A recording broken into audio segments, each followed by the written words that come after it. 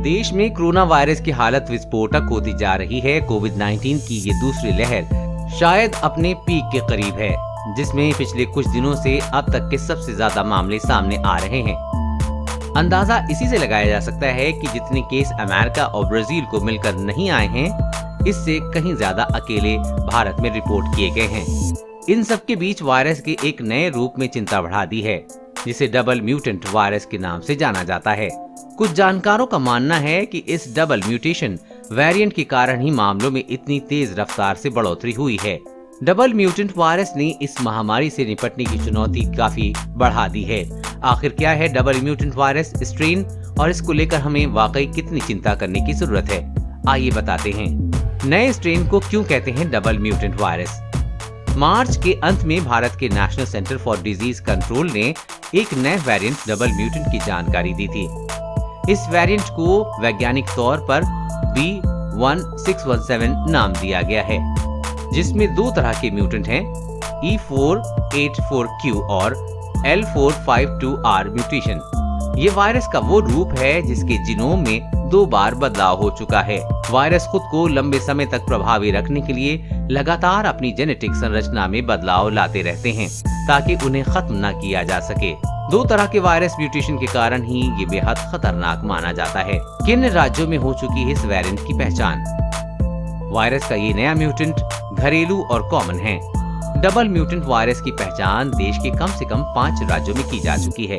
इन्हीं राज्यों में पिछले महीने कोरोना वायरस के मामलों में काफी तेजी से उछाल देखा गया, जिनमें महाराष्ट्र, दिल्ली और पंजाब भी शामिल हैं। इनके अलावा फिलहाल और कितने राज्यों में डबल म्यूटेंट वायरस सक्रिय है, ये स्पष्ट तौर पर नहीं कहा जा सकता। वहीं ग्लोबल लेवल पर भी इस वेरिएंट से लोग संक्रमित हो रहे हैं।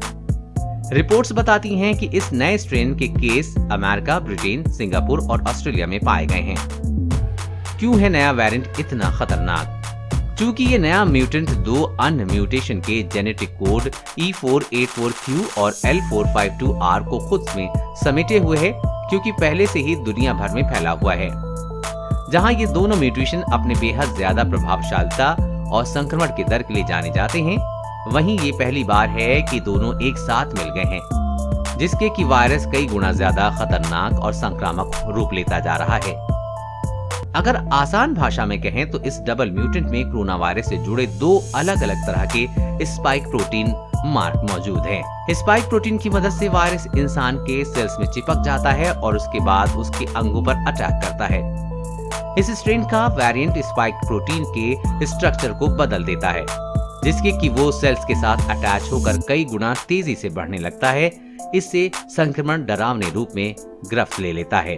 क्या वैक्सीन नहीं करती है नए स्ट्रेन पर काम? कोरोना के डबल म्यूटेंट वेरिएंट के साथ एक और खतरा जुड़ा है, और ये है कि वैक्सीन के बाद संक्रमण दर में बढ़ोतरी और दोबारा से संक्रमण। इस वक्त देश में ऐसे बहुत सारे लोग हैं जो वैक्सीन की डोज लेने के बावजूद टेस्ट में पॉजिटिव आ रहे हैं। इनमें वो लोग भी शामिल हैं जो दोबारा संक्रमित हो रहे हैं। जहां कोविड की वैक्सीन फिलहाल 100% असरदार नहीं है, वहीं ज्यादा मजबूत और अलग स्पाइक प्रोटीन के कारण नए वेरिएंट को एंटीबॉडीज को मात देने में आसानी हो सकती है। ये अन्य लोगों को भी चपेट में ले सकता है जो कोरोना वायरस से उबर चुके हैं। कोरोना वैक्सीन और लॉकडाउन से जुड़ी हर खबर सबसे पहले पाने के लिए चैनल को सब्सक्राइब करें और अपने दोस्तों के साथ शेयर करना न भूलें।